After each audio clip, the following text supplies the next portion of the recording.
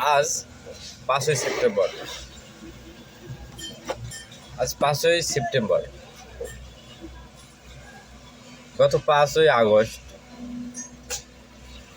নতুনভাবে বিজয় অর্জন করছে বাংলাদেশ।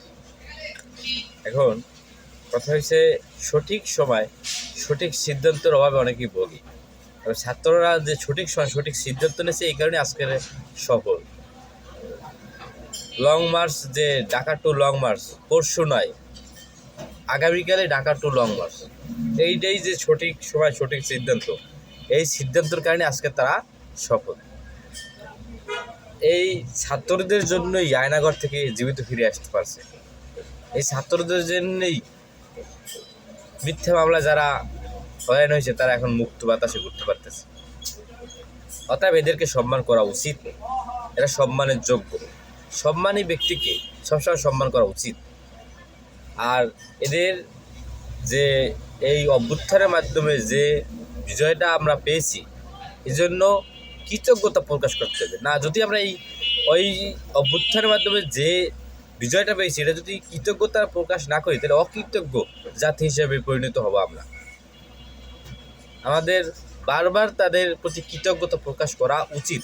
আজকের আমি আপনারা যে কথা বলতে পারতেছি, এটাই স্বাধীনতা ভাই, এটাই স্বাধীনতা। আপনি একটু ভাইবে দেখবেন যে যদি কোনো রকম একটু 19-20 কায়দায় যদি এই বিজয়, যদি ছাত্র আন্দোলন যদি বিজয় না হইতে পারত, তাহলে দেখতেন আপনার আমার অবস্থা কি হয়ে যাইতো ভাই। দুনিয়ায় তো জাহার নাম দেখে যাইতে পারবেন না, কিন্তু ওই সময় তাহলে জাহার নাম দেখে যাওয়া লাগবে। যে জাহার নাম কারে কয় এবং কত প্রকার এবং কি কি ছিল, এটা দুনিয়া বই টের পাইতেন যদি ছাত্ররা সফল না হই। তাহলে আপনি আর আমি এই কথা আর বলতে পারতাম না, এত বক করতে পারতাম না। তাহলে বকের দিন ওই একেবারেই যাইতো, বুঝছেন। এখন তো কত কথাই না বলি, এইটা ওইটা, এগুলো ঠেলাঠেলি বাদ দিয়া আমরা আত্মসমালোচনা, নিজের সমালোচনা করি, যাতে ভালো হবে আমার এবং আপনার এবং দেশের সকলে। আর কৃতজ্ঞতা প্রকাশ করি যে এই ছাত্র আন্দোলনে সফল হওয়ার জন্য। যদি সফল না হইতো তাহলে বুঝতেন যে মাসে কয়দিন বাকি আছে, আর কয়দিন বাকি আছে। তাহলে এই বাকি কয়দিন আছে এগুলো গোনারও সময় পাইতেন না ভাই, টের পাইতেন একেবারে হারে।